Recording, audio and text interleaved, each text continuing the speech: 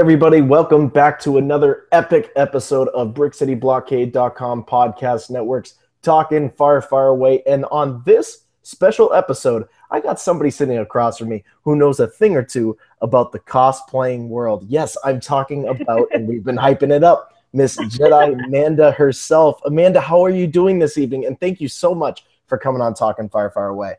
Oh, no problem. Thanks for the invite. I'm doing quite well. Thank you. Yeah, I've been seeing everything you've been doing. It looks like a little bit of a Wonder Woman cosplay you've been working on and stuff. Yes. I'm currently working on Wonder Woman. I have stepped out of the Star Wars universe for a tad bit. I don't step out of it much, but when I do, I go full on crazy, which is what Wonder Woman pretty much is right now. She's kind of crazy. Man, she has taken the world by storm. I totally agree with you on that one. Now, it's most appropriate if we just start breaking this thing down. Amanda, how did you get into cosplaying? And maybe you can even share that moment when you first got into it, because I know it's just so exciting. It's such a community. It seriously is. It is like it's the biggest, smallest community that I can ever like tell anyone about it. But I got into it a very different way than most people. I started cosplaying, I would say officially, as in I wore my costume to a convention. The first time I ever did that was 2012. But before then, I went to college and worked as a professional seamstress and tailor. And so I already knew how to create costumes, and I already was working as a costume designer at my college, creating costume designs for our plays and our actors. And then eventually I worked for our local ballet company and just did all kinds of other costuming work on other people, but never myself. And I don't want to say I'm selfish, but I really liked the stuff I was doing, and I was really upset that I couldn't wear them half the time. And not the fact that I wanted to be like an actor. I really didn't care a lot about stage acting or any kind of acting in general. I just wanted to wear what I was creating, but not on Halloween. And so it kind of just came to fruition, like when I got out of college and I started getting into the costuming world, that I've always been a nerd. I mean, everybody's always been a nerd, but like I wasn't wearing it on my sleeve just yet. Right. I mean, I was, but I wasn't like fully. But I would say around 2012 was our, I'm from Louisville, Kentucky, and our first pretty much bigger Comic-Con came there. That was their first year. Was 2011. I went not in costume in 2011, and the year after I went in costume. But in 2011, I went just as a fan, and I realized people were dressed up, and I've never heard of the word cosplay. And I mean, I had 4 years of costume design school, and I never heard the word cosplay. And I knew what San Diego Comic-Con was. I knew people dressed up for it, but I really didn't know it was a thing. And so I went to this convention, and I just saw people just dressed up, and it wasn't Halloween, and they weren't just dressed up in like, you know, Party City outfits. They were dressed up in stuff they've made. And I was like, I can do that. Why am I not doing that? And so I just basically asked around people. I was like, I'm in a cool like nerd outfit that I created for myself, but it was like a dress that I made out of Star Wars fabric. And they were like, no, this is something called cosplay. And so I was like, what kind of anime term is that? Like, of course I'm not into it. I'm not into anime. What's that? And so I Google searched and realized it's not just anime. You're a fool. And since that first instance of that convention, I lit the fire under my butt, and I just cranked out the craziest costumes in this very short amount of time, because I mean, I don't want to toot my own horn, but I had the skill set. And so I was like, I'm going to do it, and I want to see how far I can do it and where I can go with it. And so I did it, and I started creating these costumes that people were really enjoying watching my progress.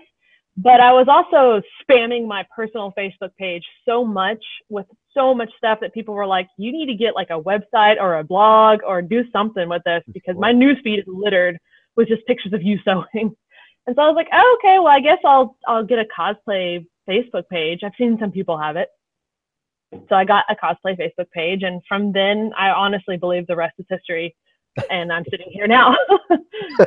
No, that pretty much a nutshell. Yeah, no, that's such a great story, and I feel like with cosplaying, everybody has their own unique story in terms of how they get into it. Oh, and it sounds like yours is so unique, and it's just so fascinating from the other side as somebody who doesn't necessarily cosplay, but would love to just kind of create a suit and go to an event and see. Yeah, just to see people's reactions to a host of a podcast. It's like, yeah, Robin shouldn't be cosplaying.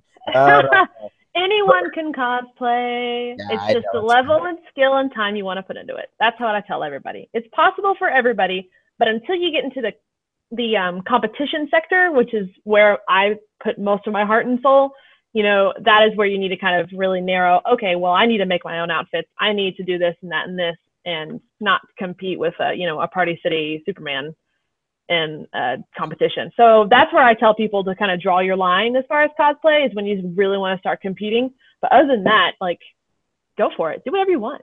It's great. It's fun. Let's talk about expensive. competing for a second, because Sure.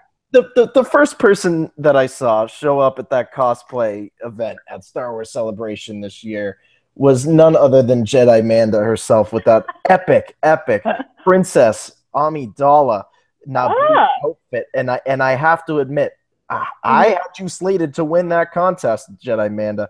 I don't know, but tell us about that costume, because I think a lot of people here at the network associate you, of course, with that and Ahsoka. But that was such a great outfit. Thank you. Yes, I was really excited about that. That was my first competition for the year, and so like I was really nervous, and that was my first time competing with Amidala. But I really like to kind of go big or go home kind of thing, and so I knew, like, I love Star Wars so much. I wasn't going to do something small like a Rey, or something like a New Hope Princess Leia. Like, I wanted to basically walk across that stage with something people will remember me for. And up until that time, I have Ahsoka, and people know me for Ahsoka, but Ahsoka, in my opinion, is not crafted as well as I could make her. And so I pretty much just kind of dove into my inner nostalgic self and was like, when the prequels came out, who was I the most excited about? I was a 9-10-year-old girl. I was pumped about Padme. And I was like, you know what? I have the time. I have the funds. I'm going to make one of her outfits. And trying to decide which one of her outfits, by the way, to make was extremely difficult. So she's got 900. But I decided ultimately on the Senate gown, the on-screen for about 1.5 minute gown, thinking that would be the best splash I could make in the competition world as a Star Wars cosplayer, as I tote myself. And 9 months it took me to make that thing. And I say 9 months, and it honestly really was 9 months, but it was 9 months of trying and failing and trying and failing. Like, it wasn't successful at first. Like, I didn't start it and then just pound it all the way through. Ahsoka kind of had the same background, because the headpiece that I created first with a friend of mine, she was actually doing the sculpting, and then we were going to work together on the casting. We were sculpting her entire head out of clay and going to cast it in 3 different sections, which is extremely difficult. I'm a seamstress. I'm not a prop maker. Right. And Wonder Woman is testing that. Trust me, she is testing that. And I love her, but my God, I'm so tired of foam and glue. I want fabric and thread.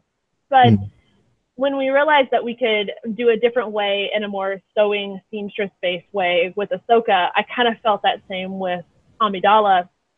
And we're talking like the headpiece. And so after I was like, you know what, I can make this. I made Ahsoka. I can make the Amidala headpiece. That headpiece went like 3 good rounds of trial and error. And so if I didn't go through that many rounds of trial and taking it down and taking it apart, putting it back up, taking it apart, cutting it, gluing, you know, it would have been shorter, because the dress and all of the details on that was stuff I had in the bag. Like, I knew how to do all the stuff.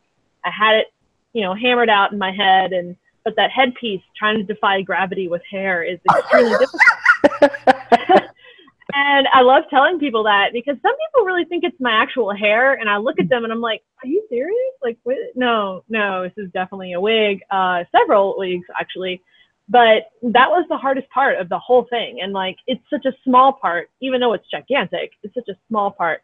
But when people are like, it took you 9 months, and I'm like, it wasn't all, you know, rainbows and glitter, trust me. It was a lot of trial and error, because I was engineering this thing by myself. I mean, when Trisha Bigger designed all of the costumes for the prequel, she had a team, she had craftsmen, she had engineers making this crap. You know, it's just me making all of this stuff. And so it took me a long time, and I knew if it took me a good amount of time and I spent a long time with detailing and just poring over every detail, that it was going to be a really good competition outfit. And I decided that my goal for the year was to get in and cross that stage at Star Wars Celebration in my Star Wars outfit. As a Star Wars fan, to me, especially as a costumer, that's like the ultimate mecca. And I was able to achieve that and come home with a prize, and I was extremely happy. You just said that beautifully. Cosplaying truly is not just an art form or a skill set. It truly is like its own category in terms of its artistic form, because there's so many different things. There's a molding, there's sculpting, there's the seamstressing. There's it again, it's just its own form, and it's amazing how it's expanded so much, and how outlets like you have been able to show people that, you know what, the process is long and you do go through trial and error, but the end product is what matters, and it is what makes you so proud to keep doing this. Oh, totally, totally. And I mean, if I wasn't happy with Amidala, I wasn't going to put her on stage till I was happy with it. So I went to art school and I got a degree in fine arts and in costume design. So I know the artist life. You know, I realized that once you're doing something, it has to be perfect so you can perfect that and show it off. With cosplay, it's the exact same way. But instead of it's a gallery showing, it's a stage, or it's a convention floor, you know, however you want to pull it, which way you want to do it. But it's definitely an art form. And I have a lot of issues with people on the internet that don't think it is, because they see cosplays that not necessarily are up to the same time and effort and money and craft put into, like, say, Amidala, but it's still cosplay. And so the term cosplay to me is more of an umbrella term anymore, as far as just anything you can create, you can wear, and go have fun with it. It's cosplay to me. I just kind of tend to take it a little bit to the extreme. And you know what, Amanda? If they have an issue with it, they can come and talk to the Brick City Blockade Podcast Network about it. Because good, I'm glad I got you guys on my side. Oh, absolutely. Now, let's get into some Star Wars talk right here. Good. I got a couple questions for you when it comes to the Star Wars universe. We've been talking about it here on the network, and the last couple guests that we've had, we've gotten their insight on this, but it's not official until we get Jedi Amanda's. What is your favorite Star Wars moment? I know this is a tough choice because there's just so many of them. Mm-hmm. Now there is, especially with Force Awakens and Rogue One. And I was just watching Rogue One again last night and realizing that, oh my God, I love this movie so freaking much. It's dethroning. It's starting to dethrone my favorite Star Wars movie of all time, which is Return of the Jedi, because of nostalgia reasons and Empire.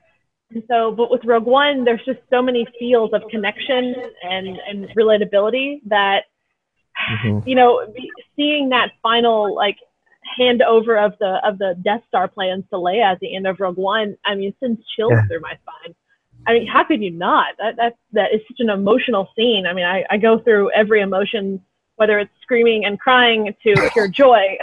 Right. So obviously that's probably one of my favorite instances. But as far as, like, other than that, I would honestly say I love Return of the Jedi, and it's because of nostalgia bits, and also when I was younger, I was really scared of Empire Strikes Back.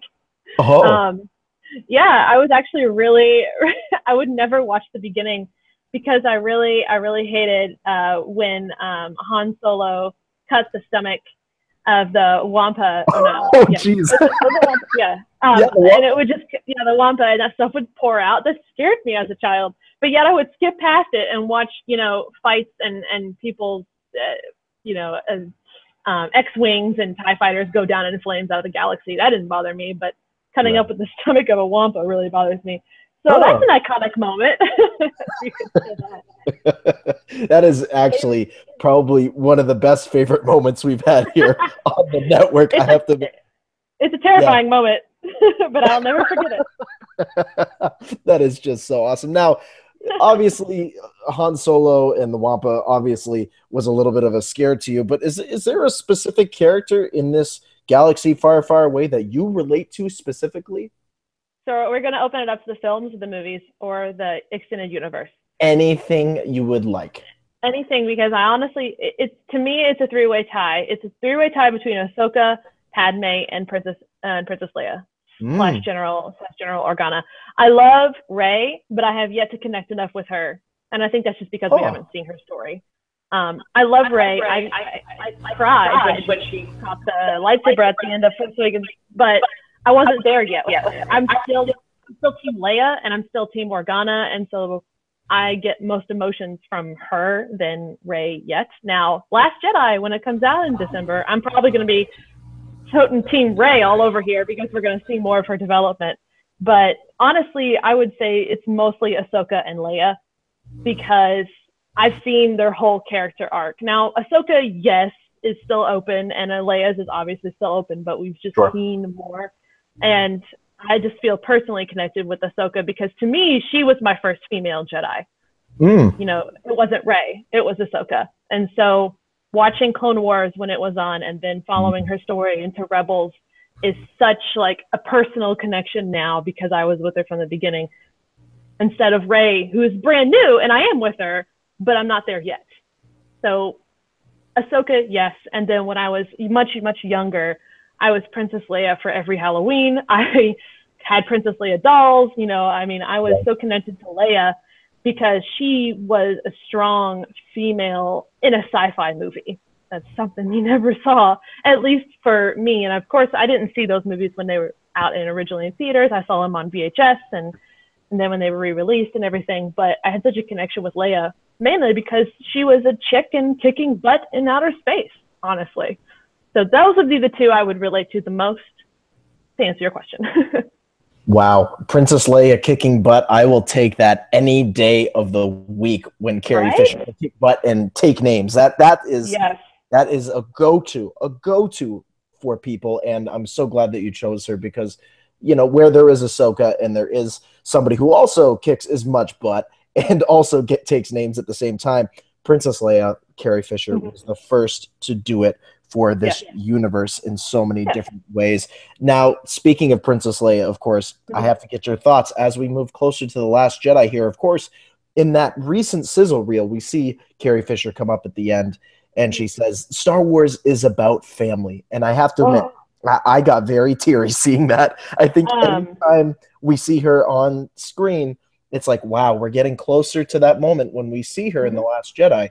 Your thoughts on that? And I can only imagine what your emotions are on this. Oh, well, I mean, we'll just harp it back to the day she passed away. I was working on Amidala up here sewing. And then my boyfriend was like, I have terrible news to tell you. And he told me, and I just cried because she has always been someone that's been there since I started watching science fiction movies. And I got into Star Wars, and having someone like that kick the bucket, to say it lightly, so sudden, was hurtful.